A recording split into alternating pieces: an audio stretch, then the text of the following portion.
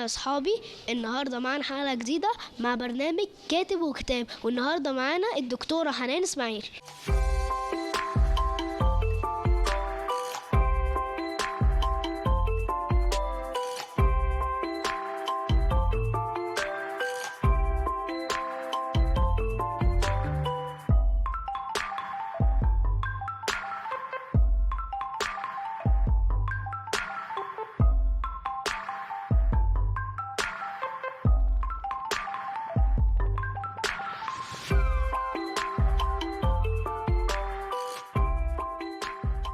النهارده معانا دكتور حنان إسماعيل كاتبة قصص أطفال.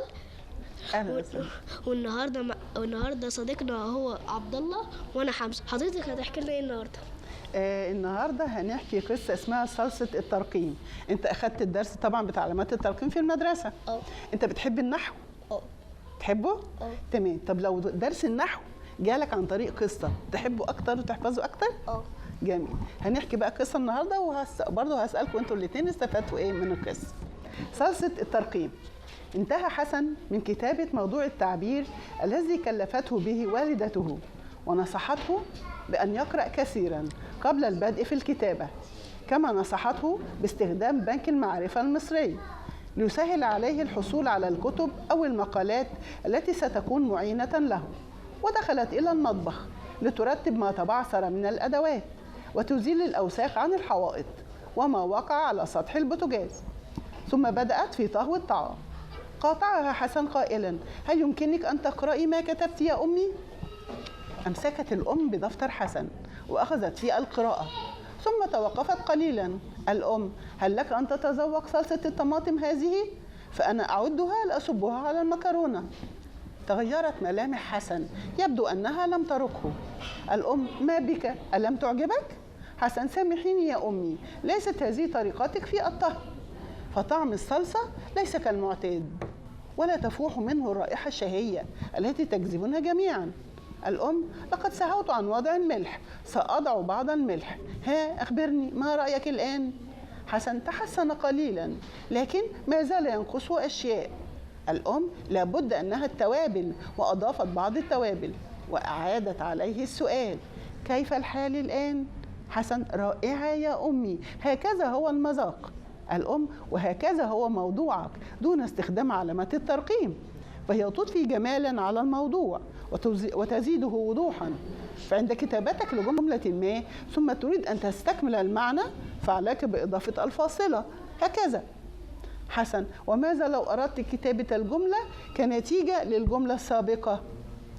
الأم: عليك باستخدام الفاصلة المنقوطة، هي فاصلة وتحتها نقطة وتكتب هكذا. أيضا إن أردت أن تكتب جملة اعتراضية في وسط الكلام عليك أن تضعها بين شرطتين هكذا. حسن: وما الحال يا أمي إن أردت التعبير عن دهشتي؟ الأم: عليك باستخدام علامة التعجب هكذا. وإن أردت أن تسأل فعليك أن تضع في نهاية الجملة علامة الاستفهام هكذا. حسن: سأذاكرها جيدا يا أمي حتى يكون مذاق كتابتي جميلا كطعم الصلصة.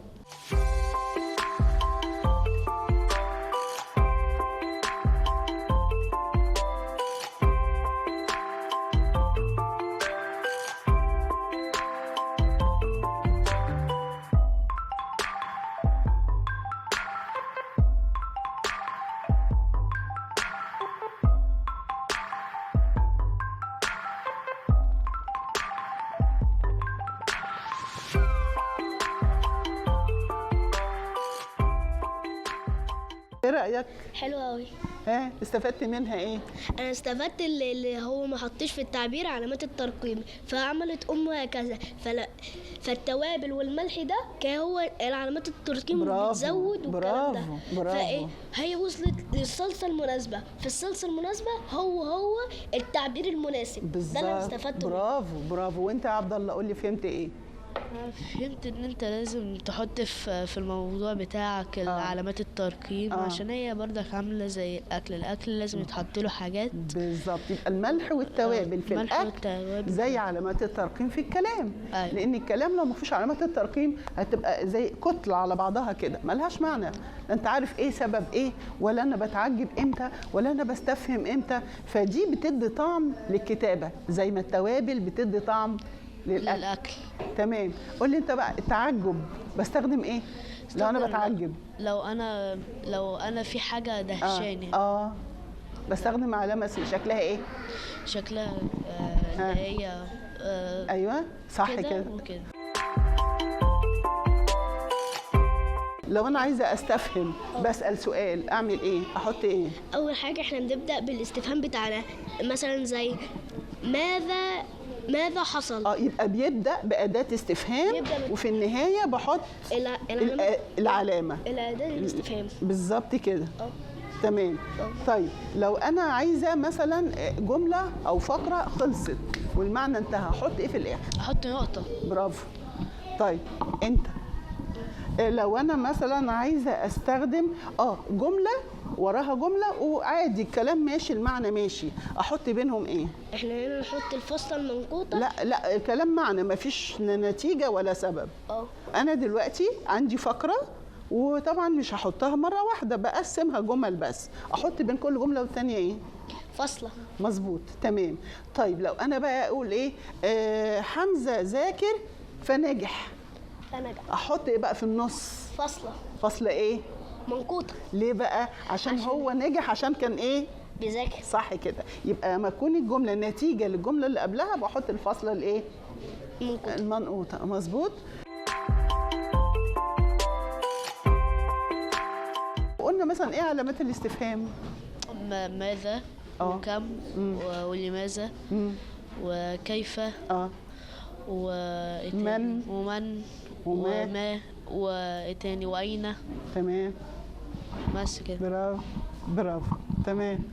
وانت خدت ايه تاني في النحو؟ انا خدت اللي انت عن ايه بالظبط؟ يعني مثلا خدنا في حاجه الجمل انواع مثلا. الجمل انواع الجمله الاسميه والجمله الفعليه. تمام. مظبوط. الجمله الاسميه بتبدا بالف ولام او الجمله الفعليه بتبدا بفعل. تمام. الكلمه ممكن تكون 3 انواع، الكلمه يا اما ايه يا اما ايه يا اما ايه. ممكن تكون جمله اسميه. الكلمه فعل او اسم او حرف. مظبوط كده. انتوا شطار مذاكرين النحو اهو. بعد ما قلنا سلسلة الترقيم وهي معتمدة على درس النحو عندهم درسوه في سنة رابعة اللي هي علامات الترقيم. يعني فكرة ان انا اكتب الدرس النحو عن طريق قصة، فكرة حلوة ولا مش حلوة؟ حلوة. بتسهل يعني بتوصل المعنى؟ جميل جدا.